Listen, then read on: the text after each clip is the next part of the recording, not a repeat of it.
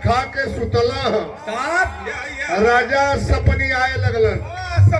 सपना देखे लगलन, अरे रतिया में सुगल खुआ बया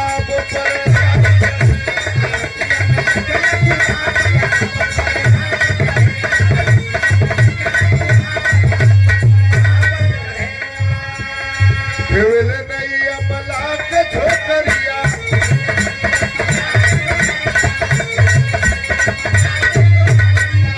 अरे वो करा के धाई चाहे भाई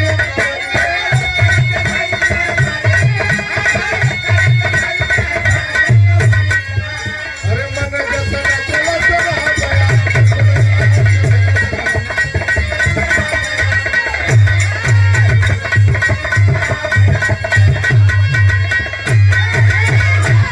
इतना लोग बैठ के लइका बूढ़ जवान सभे भी रहा सुनत भाई वो चीज बता दे। दिन में अगर कोनो निम्मन मेहरारू लौक जाई बढ़िया कोनो घोड़ा के देख ले बताऊ सपना में जरूर लौकी। राजा खाना वाना खा के सुतल हुआ सपना में देखा था कि हम नैया पर बैठल बनी। देखा इस सपना ऐसा पागल चीज है। राजा सपना में इहो देखा था कि वो नैया के खेवते। राजा सपना में इहो देखा था कि वो के हम पटक दिले बनी नैया में। राजा इहो देखा था कि ओकर सकरी कपड़ा उतार दिले बनी। राजा इहो सपना में देखा था कि ओकरा के एकदम अकवारी में धक के दाबतानी तोले राजा का ना पठोती है बिगड़ गए पर्दे में बात रहे। लाल बाबू गिर गए। अच्छा राम कंवल एगो चीज बता दिए कि ध्यान से सुन लिया। ये लगभग हमके उम्मीद बा कि सबके जिंदगी में एक आध बार तो जरूर भइले हुई। प्रधानो जी के भइल हुई। सपना में दिन में कोनो निमन लड़की के आदमी देख ली तो सपना में लौकी तो ही बुझाला कि ओकरा के धैले बनी ऐन मौकवे पर विकेट गिर जाई। अब भइल तो ले जा ऐसा होला। हम झूठ नहीं बोला सबके जिंदगी में ऐसा भइल हुई। राजा के नींद टूट गई। अरे बाप रे बाप दादा हो जान गई। बगल में उनकर लड़का देवव्रत सुतर रहा। सोचला बाबू कई दिन से न बढ़िया से बोला ताना न खा ताना न बतियावा ताना तब बुझाता इनके लवलाइटिस के बीमारी धैले में। एगो चीज बता दे, चोरी हत्या पाप ये कबो जिंदगी में छिपवले छिप ना सकेला, कबो छिप ना सकेला। जैसे वो राजा के लड़की के बियाह होत रहल। हमार बियाह खत्म बा 2-4 मिनट के और बाद कविता राजा के लड़की के बियाह होत रहल। तब पहले के जमाने में सिस्टम से बियाह होके, अब तो जयमाल विधि से बियाह होता। वो घड़ी पर्दा की आड़ में होका। हम लोग के बियाह भइल दो आदमी दोनों ओर से एगो चदरा के तनले रहे। एक और दुल्हन एक और दुल्हा देखे के नारल बार सभ्यता हिंदुस्तान के धरती के। राजा के लड़की के बियाह उतरल। संजोग से राजा के लड़की के हवा खुल गई। हवा भोई देने अभी भइल की तब जितना राजा महाराजा जुटा रहा सबके कान में आवाज चल गई।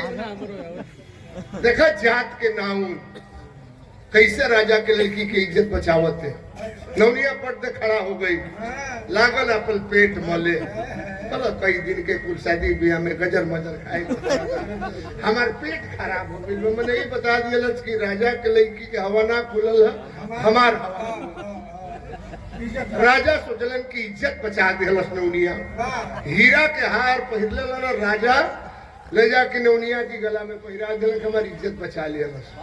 राजा के लड़की सोचला सो हो देखा था स्थिति है मनौनिया हार लेके चल जाए डरता की बाहर आज राजा के लड़की गलत। अरे हाँ बदली हाँ हम हार लेके जाई नौनी ऐसे चोरी हत्या पाप कबो छिपौले छिप ना सकेला।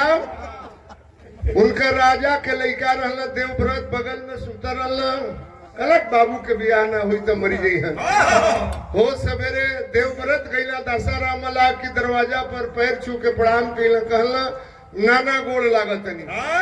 नाना मला कल सरे भैया हस्तिनापुर के राजा के लड़का काहे हमके नाना कहला कहला कि नाना कहला मेरा आज बा हमरे बिरहा के आखिरी गीत बा।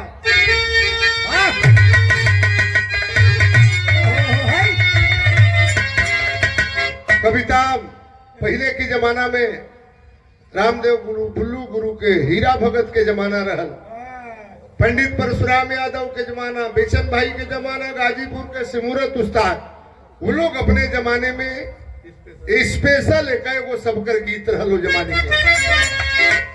यही गाजीपुर के सिमूरत उस्ताद गांव में सुना सुना हो नबेली तोहरे झूलावा में भेली तनी मंगनिया तनी मंगनिया हमके जरी देना पूरनिया तनी मंगनिया सही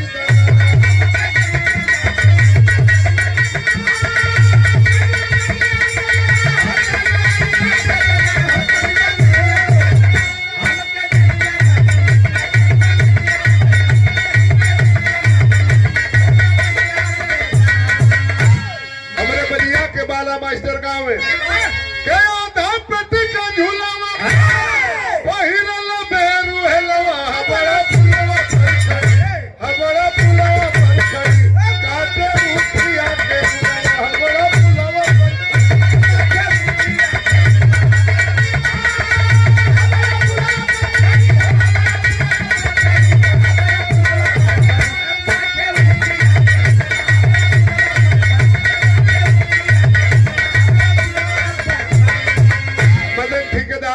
से पुनः 500 रुपए का पुरस्कार भी आके बहुत बहुत प्रणाम। पास गईले नाना कही के मुंह सुकैले पागल पागल बाबू माई पर दीवाना भइले पागल बाबू।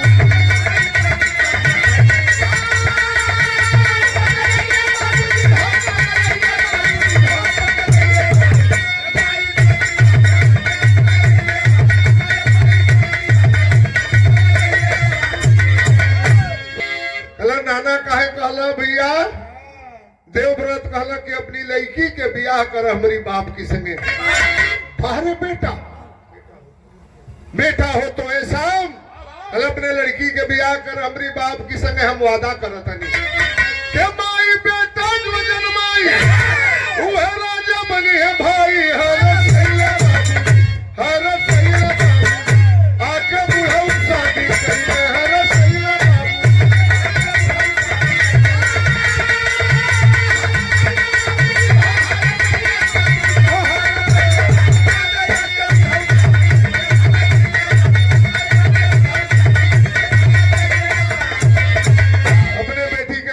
हमारी बाप के संग हम वादा करतनी तोहरे बेटी हमारे बाप के संपर्क से जौने लड़का पैदा हुई वही हस्तिनापुर की गद्दी का राजा होगा।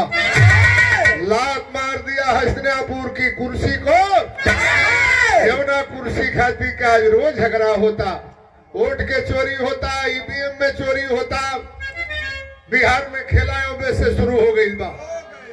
एक कुर्सी के लिए बेटे ने लात मार दिया कर अपने बेटी के बियाह हमारी बाप की संगे जौने लड़का पैदा हुई वही हस्तिनापुर की गद्दी का राजा होगा। संभव तब्बे बा कई प्रतिज्ञा जिंदगी भर कुंवार नाम किस्मत बधाई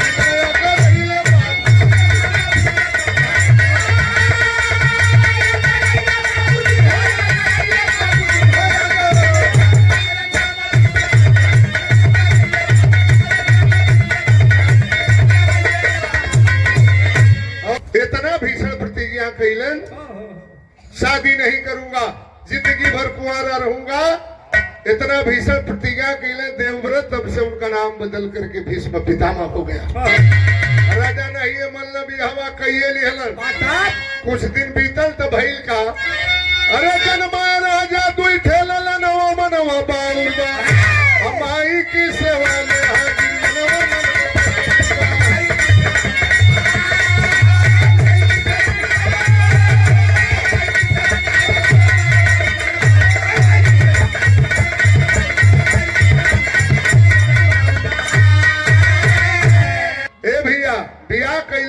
राजा मलाह के लड़की और राजा के संपर्क से दोगो लड़का भइल। पहला के नाम विचित्रवीर, दूसरा के नाम रहल चित्रांगद। दोनों भैया जवान भैया तिलकारुआ में भड़क जा। अच्छा छत्री होके मलाह के लड़की से बियाह कैले रहलन तो जामल लड़का से के बियाह करी। वही समय काशी राजा अपनी तीनों बेटिन के स्वयंवर रचले रहलन। अम्बा अम्बे अम्बालिका के ये जिंदगी में गलती कैला भीष्म दादा। बिटियन के जीत लईले काशी नगर से, दूसरे शादी कैले पहली रह गई हुनर से। बच गई अम्बा रूप का खजनवा मनवा बाउरबा, अरे चाहेली उनके अपन खजनवा मनवा।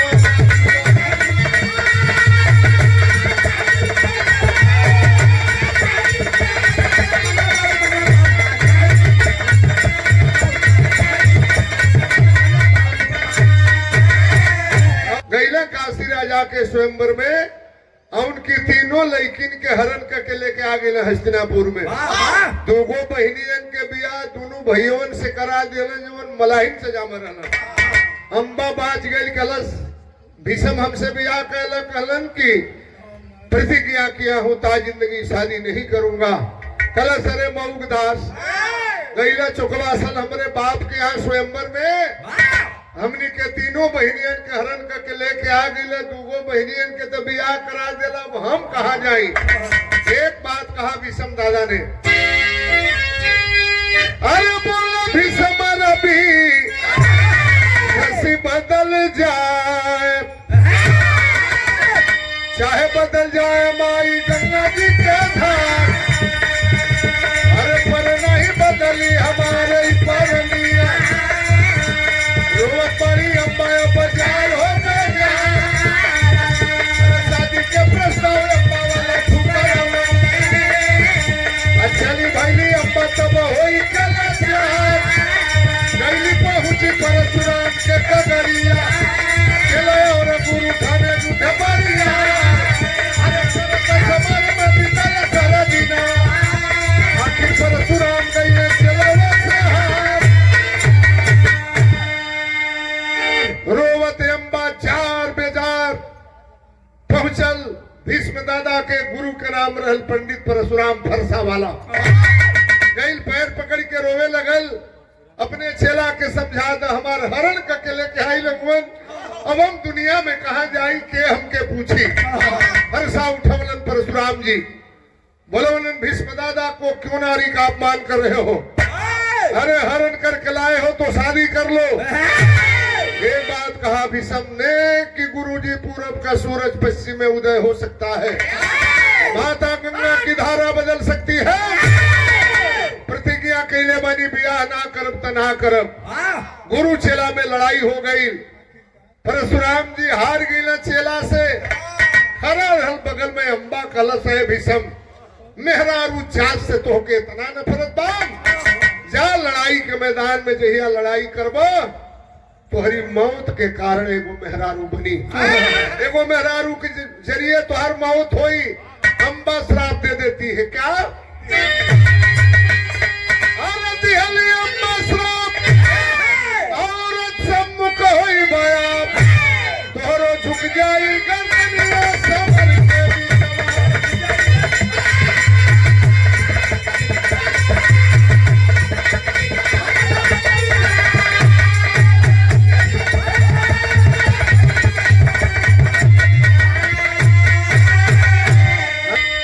महाभारत की जंग हुई, सेनापत भैले दादा मच गया धर्म है बुझाता।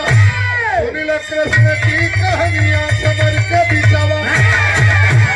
महाभारत का लड़ाई होत रहल, कौरवों की ओर से सेनापत बनाया गया था भीष्म दादा को।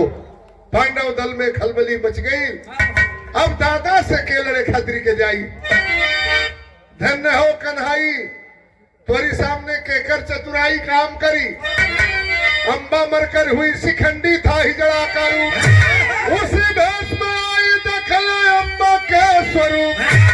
धैले धनुहा सालनिया समर के बिचवा।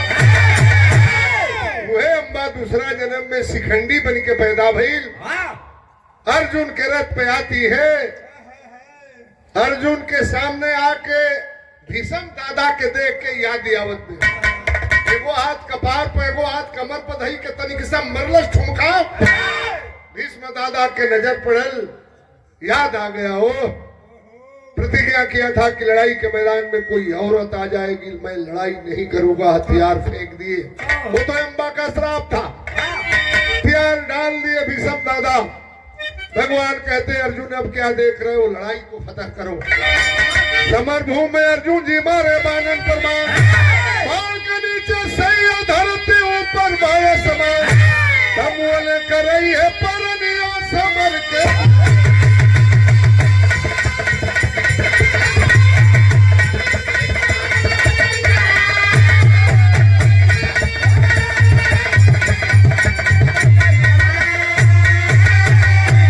बाणों की सरसैया पर पड़ गए भीष्म दादा। बेटा हो तो ऐसा अपने बाप की खुशी के लिए वह बेटा अपने जिंदगी को दांव पे लगा दिया। रहा एक आदर्श बेटे की बिरहा।